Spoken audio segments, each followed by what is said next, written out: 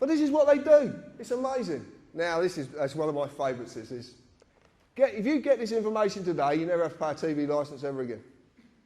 Serious. You don't have to pay it. This is dynamite, This comes from a mate of mine in Milton Keynes. He sent me this, and we just had such a giggle, because this is what this is about. Laughter. It's about laughter. Believe me, it's about laughter. Don't worry about that bit and that bit. I just want to read you something. We will present evidence found of your watching TV without a licence. Yep. How are you going to do that? So we're in the court. Your Honour, here's his TV. That was the chair he was sat on, and he was sat like that watching it.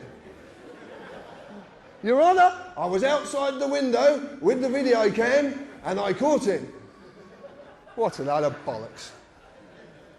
But it's true, I mean, they can't do it, so they have to fool you. And this is dynamite, this is genius. Whoever come up with this stuff is a genius. I'm going to say that open-heartedly because it is so simple. But it's shrouded in complications, so you don't understand it. That's the idea of it. But it just took a simple carpenter, and believe me, I am simple. Right, let's change the words. Let's use legalese on this, okay? We talked about maxims in law, internationally recognised facts of law. This one's a maxim at the top. It's called the inclusion of one is exclusion of another. This is a very powerful maxim. Now, it says here, which may include a statement taken under caution by one of our enforcement officers. Sounds ever so threatening. Shaking your boots. But if you legalise this, you'll find that must is synonymous with may, so in this case may becomes must, which says which must include a statement taken under caution by one of our corporate enforcers. Because of that maxim, anything after includes is all it includes. So basically, you convict yourself. You make a statement, and guess what you do? Name, address, yes, I was watching television, blah, blah, blah, and you sign it at the bottom. Self-perpetuating contract, then off you toddle to a court because you think you're going to get justice, but you're actually going to suffer a thing called summary judgment because you've already established your guilt. They don't have to establish anything. This is the simpleness of this. This is how clever it is. It is so simple. A statement, actually, when you break the word down, means to set down lies. That's actually what it means. The point is, you've been conned. When you look at the wordings of all these documents and you start looking at the legal world's documents, believe me, you can tear it apart. When you've just got a little bit of this information, you can rip it to pieces. You really can.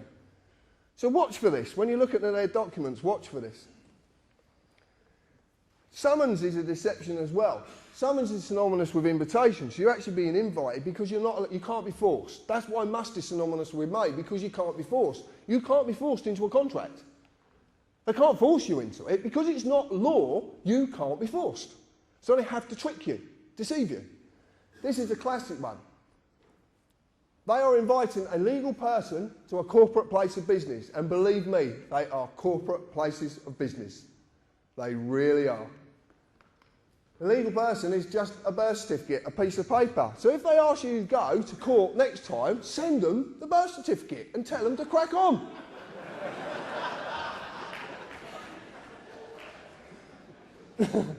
This legal personality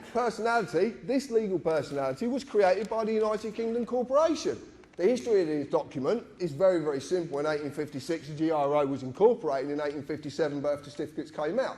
In 1874, the Deaths and Births Act went through, and this was topped up in 1953. This is it. This is this document. Okay? All contracts, by the way. All contracts. So this is what they're inviting. They are using deception, as every magistrate's court is a trading name of a company called the Ministry of Justice. And there it is, the Ministry of Justice. But it's on Dun & Bradstreet, so it can't be real.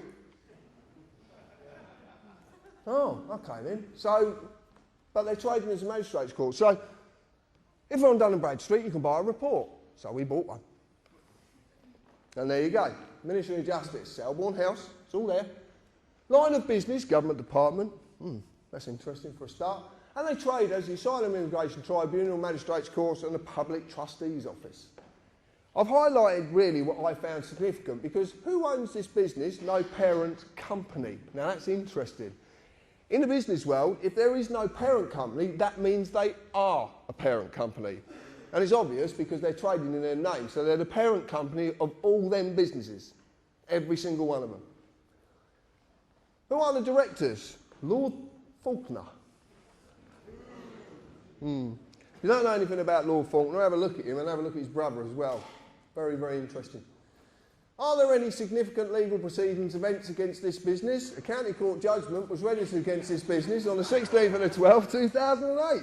So, right, let me get this straight. We've got a business that's not meant to be a business, it doesn't even do good business. Well, that's the truth of it. And then the last part was the one that got me. Year this business started, 1600. So anyway, we rang up Ministry of Justice and asked them a few questions. And they didn't want to answer. I ring up Parliament, they'd get really snotty on the phone with me. I'd ring up Buckingham Palace as well, they don't want to talk to me either. And all the House of Lords, they're very interesting, these people. But I checked this out with Dun & Bradstreet, and we had this checked out, and it turns out their stuff is completely factual. There was someone that I was recently, I've got to tell you quickly about a friend of mine over in Wales who rang me up, and he's a lawyer, he's a statute lawyer as well, constitutional lawyer, and he rang me up, named Martin, and he got a lovely Welsh accent, and he said, John, he said, do you know the name for the legal world, the legal system? And I said, no. He said, well, the Latin name for it is bollocks. But you're laughing. But it's actually B-O-L-L-O-X. Bollocks. And bollocks means to set into confusion. Aha! So he was right, he was just leading me along a path, and I laughed just the same as you did. He's given this to someone, a barrister, who's looked at this, and there's been a few people looked at this, and it actually turns out that these people have come back and said to us, if this document is legit, which it is, and if you want to see a copy, I've got a copy in there, so I'll pass it round, I'm quite happy to. If this document's legit, this country has been lawless for 409 years. Because the whole justice system is being dealt with by a company. And this makes complete sense when you look at the history of between 1600 and 1717. Again, you have to buy the book. Anyway, when you've bought a report, you can track a company in case there's any adverse credit issues come up. So we decided you have to pay for it as usual.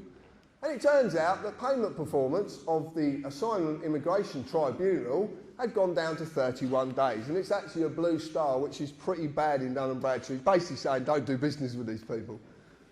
Really don't do business with them. But what's interesting is we brought this out of the Foundry, and we talked about this, which a few people will know about.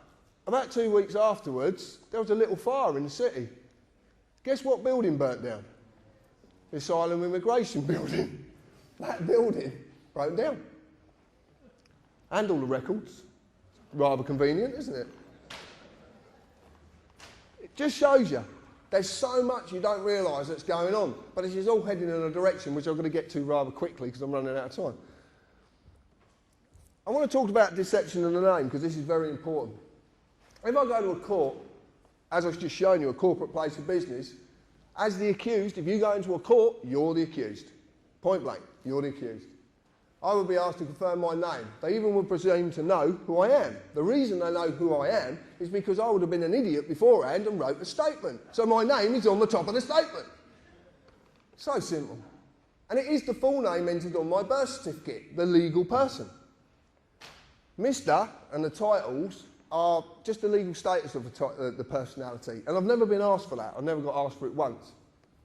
But who is the accused? The legal person, the name on the birth certificate. So when they ask for me, my name, they are talking to the legal person.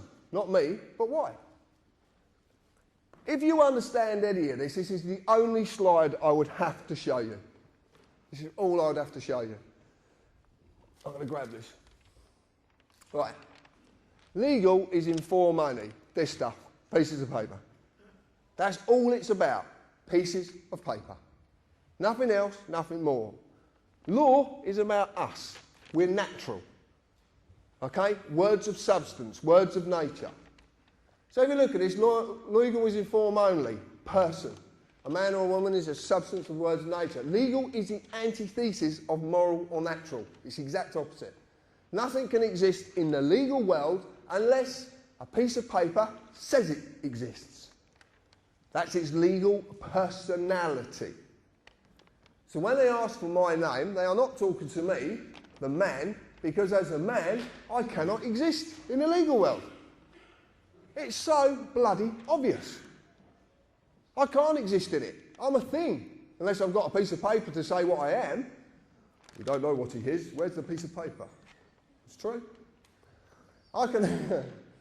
So as you can simply see, they're actually talking to this piece of paper. But you're not told this. And there's a specific reason you're not told this.